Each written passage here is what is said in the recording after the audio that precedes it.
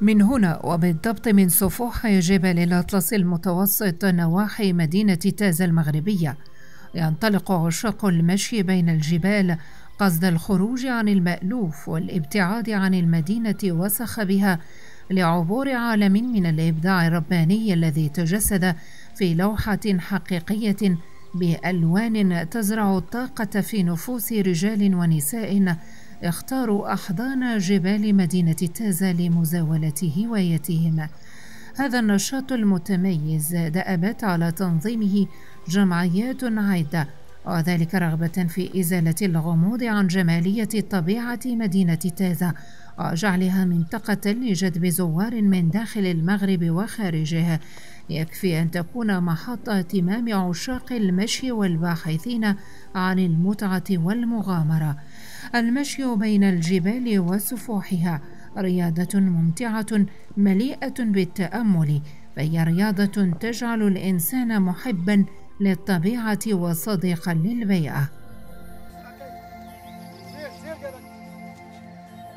لا روندوني حقيقة كما كتشوف هذا البيزاج، هذه الطبيعة، هذه الأخرى راه كتغير الإنسان. غادي نقول لك كيولي صغير بارابور لي انا كنولي صغير.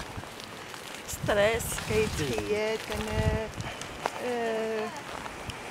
منها فيها السبور فيها لا سيرتو لا مارش راه هي كلشي في هذا الوقت. منطقة زوينة وكنتمنى الناس نتاع الغرب ما كيجيوش لهاد الجهة، كنتمناو حتى هما يبقاو يجيو يزوروا هاد المنطقة هادي.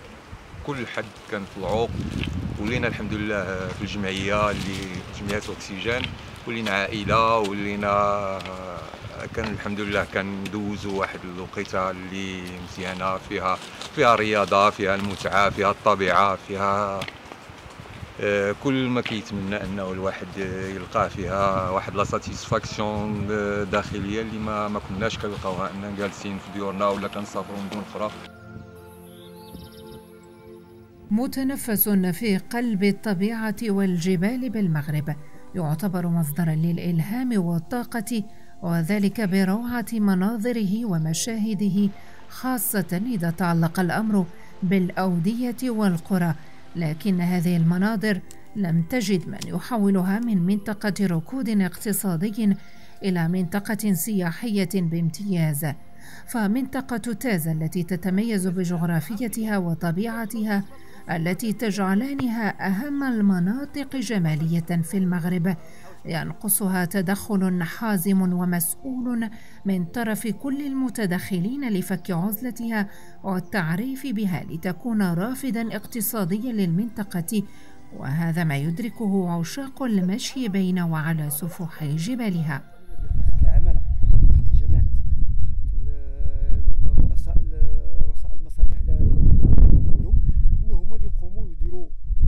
ويتحركوا ويخدموا باش يعرفوا المنطقه. حنا كجمعيات كنحاولوا ما امكن اننا نعرفوا الحمد لله يعني بزاف الناس اللي ولاو تابعينا لا على الصعيد المغربي ولا على الصعيد الوطني ولا على الصعيد الدولي اللي كيتابعونا، ولكن ما كافيش يعني ما نكرهوش حتى لي ميديا شويه حتى هي ناقصه بالنسبه لتازا. ما كاينش واحد الاهتمام باش يجيو لتازا باش يصوروها ويسوقوا هادشي اللي عندنا. يعني ما نكرهوش ان يكونوا برامج سياحيه ولا ميم ثقافيه اللي شويه تعطي واحد الالتفاته شويه للمدينه تاع تازا. راه ما كاينش فرق ما بين تازا وافران، ما كاينش فرق ما بين تازا وطوبقال ومراكش وما مالوغوزمون تازا راه مهملينها، وكنطلبوا ان الناس يعني تلتفت لهاد الواجهه لهاد الجهه هذه كاين ما يتشاف.